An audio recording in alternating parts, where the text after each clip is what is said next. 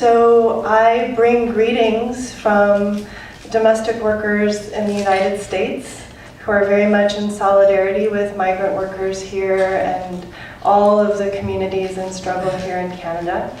And it's a special day for us in the United States because it's the anniversary of the assassination of Dr. King, who was assassinated while he was in the middle of a very important fight for human rights and for workers, sanitation workers at the time, and really about the human right to organize, which is under attack again in our country. And workers in Wisconsin and all over the Midwest, who you may have heard about, have been fighting back. And immigrants around the country have stood in solidarity. And excluded workers have been organizing also. And today there was a National Day of Action where 1,000 actions took place across the country for the human right to organize. And in New York, domestic workers and workfare workers and restaurant workers and other groups of excluded workers came together, all with the message of "We are one," asserting our human right to organize. And so today I'm sort of here as part of that, as an extension of that movement, and also extending out to all of you as you prepare for May 1st. So thank you. So how many of you know somebody who works as a domestic worker? Quite a few of you. Okay. So I don't know too much about the conditions here in Canada, but I wanted to start with the story of one of our members in New York, her name is Marina, and she came to New York because she has a child with diabetes in her home country and couldn't afford the cost of insulin. And so she came to the US to work to be able to send money to pay for her child's health care. And she got a job working as a caregiver for a child with a disability in Queens. And she ended up working as a live-in domestic worker. You also have live-in domestic workers here, yes? So she started working as a live-in domestic worker, and she ended up doing all of the cooking, cleaning, and housekeeping for a family of 6, working 18 hours per day, 6 days per week, for under $3 per hour. And her living quarters were in the basement where there was an overflowing sewage system. So she had to go out and collect cardboard and wood to make a path to get to her bed at night. And after 3 years of working under those conditions, she was fired with no notice and no severance pay and became homeless overnight. And the thing about her story is that it's not unique, and that in fact it's not a case of a few bad employers, but there is a whole history of exclusion and disenfranchisement that's rooted in the legacy of slavery in the United States, where there's always been, for the last 200 years, domestic workers. And some of the first domestic workers were Africans who were enslaved during the time of slavery. And ever since labor laws were won in the United States, they excluded farm workers and domestic workers, who at the time were largely African American, former slaves in the South. And so in an effort to prevent workers from being able to attain the right to organize and build power through organizing, those two workforces were excluded, and they're still excluded to this day. And over the years, it's sometimes changed, but mostly the work has been done by immigrant women and women of color and working class women who are marginalized in different ways. And the workforce is isolated. And so it's like the Wild West, where anything goes. There's very little in the way of protection, very little in the way of standards, and you essentially go to work every day and try to negotiate for basic things like a sick day or a day off or even the afternoon off to go see the doctor, and you risk losing your job and you risk everything because you've got a family depending on you, and there's nothing mediating that relationship or that vulnerability. So we call it the Wild West. And the thing about it is that women like Marina started coming together about 15 years ago in cities around the country to organize and build power and work collectively to transform the conditions on their jobs and at work. And so starting in these small communities in big cities like Los Angeles and New York and Washington, women started coming together. And for most of the last 15 years, that work has been very, very incremental. Worker by worker, meeting by meeting, case by case, story by story. And it's been very slow and difficult in building. There's a lot of fear, and there's a lot at stake. And so that work has been difficult. But over time, it has really grown. And I'm proud to say that we have a really vibrant national movement of domestic workers that's building and growing in cities around the country.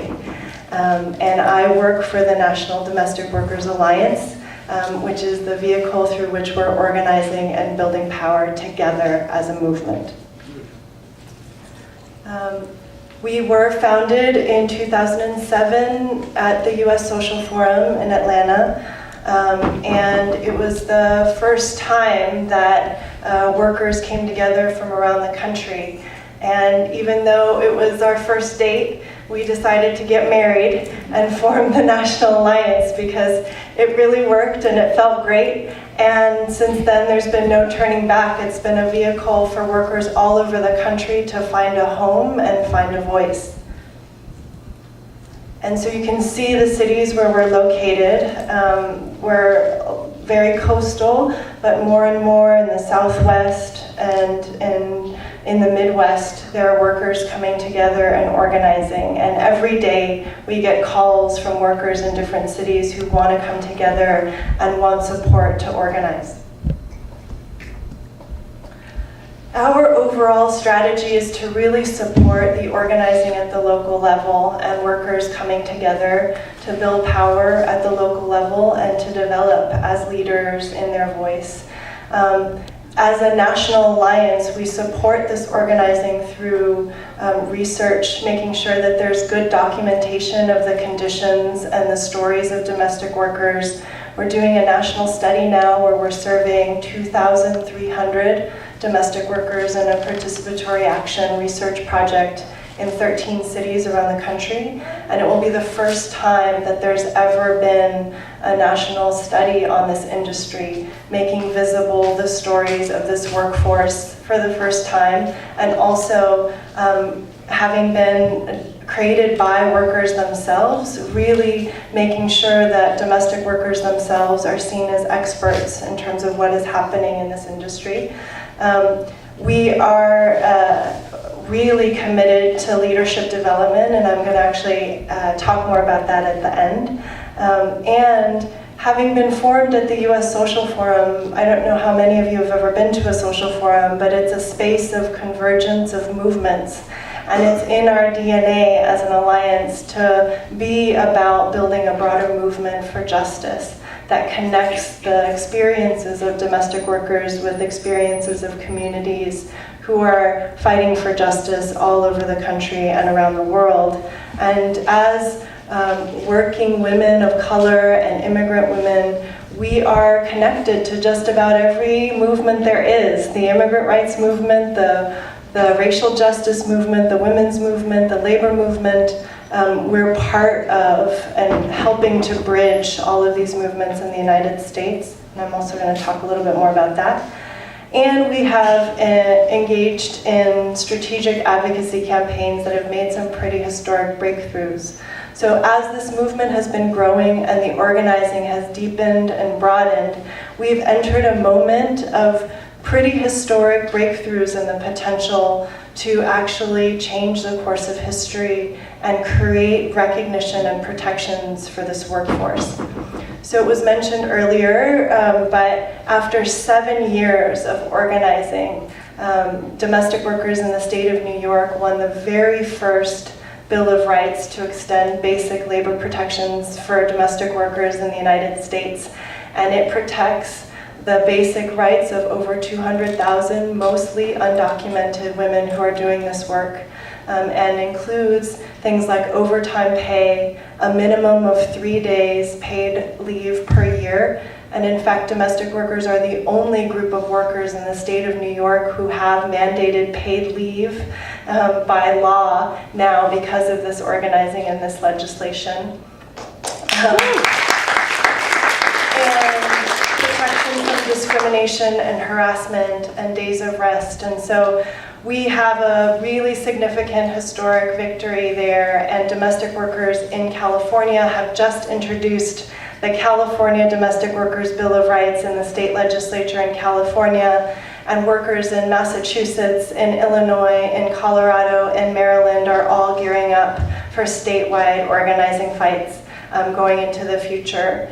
At the same time, there's a global movement of domestic workers that's emerging around the world, and as a result of that organizing, the International Labor Organization, the ILO, is going to be enacting the very first international convention on domestic work. So for the first time, there is going to be, as of June of this year, international labor law recognizing and protecting the rights of domestic workers, and that's a result of organizing and movement. So we've got a moment of breakthroughs and accomplishments that come from this organizing and this work that's all being led by workers around the country. With the new administration, our Secretary of Labor actually has prioritized vulnerable workers. Her mother was a domestic worker. Secretary Hilda Solis' mother was a domestic worker, and has been working to improve enforcement of domestic workers' rights as a result of meeting with Domestic Worker Alliance members.